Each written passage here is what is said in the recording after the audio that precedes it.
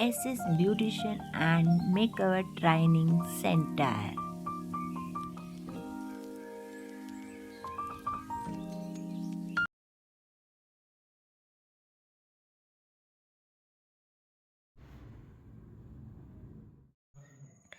Cleanse massage ಮಾಡಬೇಕಾಗುತ್ತೆ. First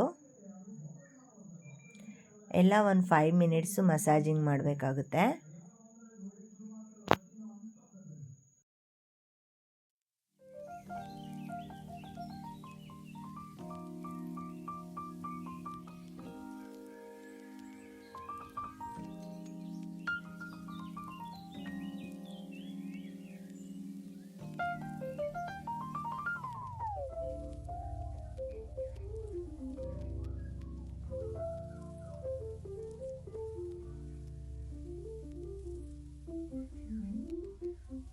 cleansing massage ಆಗಿದೆ, ಕ್ಲೀನಾಗಿ ಒರೆಸ್ಬೇಕಾಗುತ್ತೆ.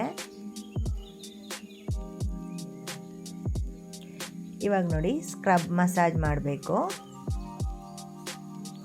ಇದು ಅಷ್ಟೇ, ನೀಟಾಗಿ ಒಂದು 5 ಮಿನಿಟ್ಸು ಮಸಾಜಿಂಗ್ ಮಾಡಬೇಕಾಗುತ್ತೆ.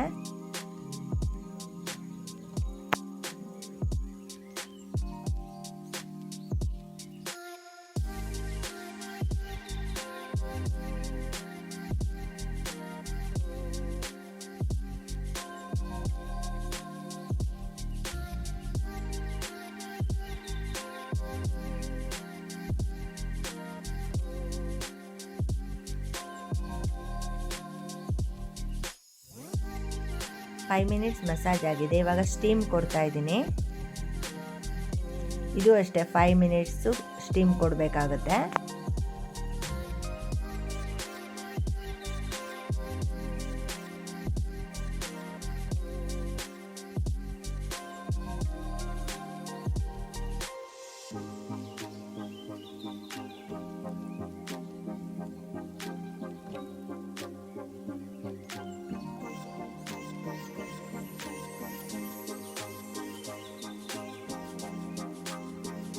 ಸ್ಟೀಮ್ ಆಗಿದೆ, ಫೇಸ್ನೆಲ್ಲ ಒರೆಸ್ಬೇಕು ವೆಟ್ ಕ್ಲಾತ್ ತಗೊಂಡು.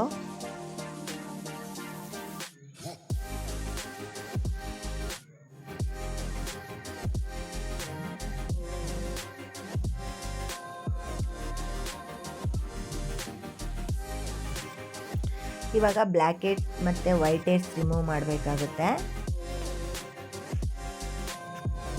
ಇವಾಗ ಕ್ರೀಮ್ ಮಸಾಜಿಂಗ್ ಮಾಡಬೇಕು. ಇದು ಅಷ್ಟೇ 5 ಮಿನಿಟ್ಸ್ ಮಸಾಜ್ ಮಾಡಬೇಕು ಕ್ರೀಮ್ನ.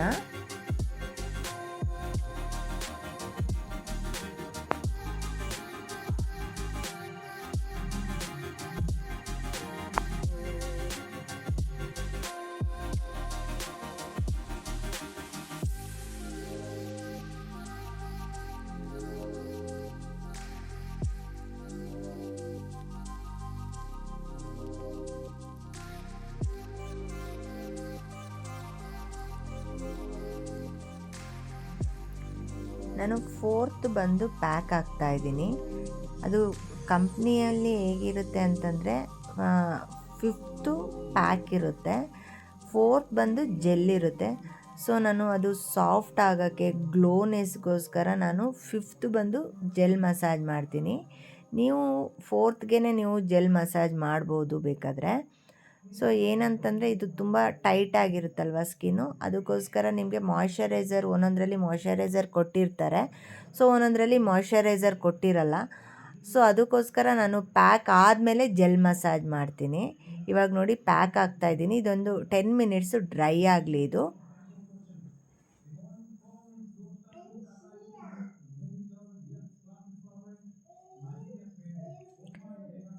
10 ಮಿನಿಟ್ಸ್ ಇದು ಡ್ರೈ ಆಗಿದೆ. ಡ್ರೈ ಆದಮೇಲೆ ನೋಡಿ ನಾನು ಇವಾಗ ಜೆಲ್ ಮಸಾಜ್ ಮಾಡ್ತಾಯಿದ್ದೀನಿ.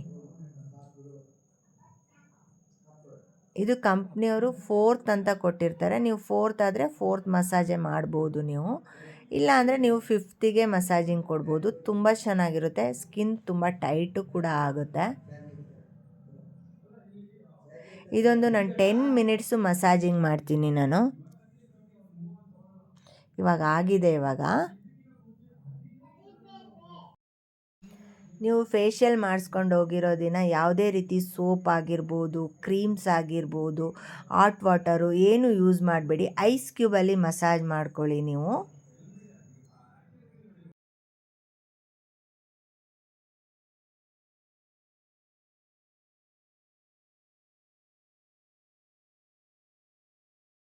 ನೋಡಿ, ಅವರು 2 ಡೇಸ್ ಬಿಟ್ಟು ನನ್ನ ಸೆಲೂನಿಗೆ ಬಂದಿದ್ದರು. ಎಷ್ಟು ಚೆನ್ನಾಗಿ ಕಾಣಿಸ್ತಾ ಇದ್ದಾರೆ.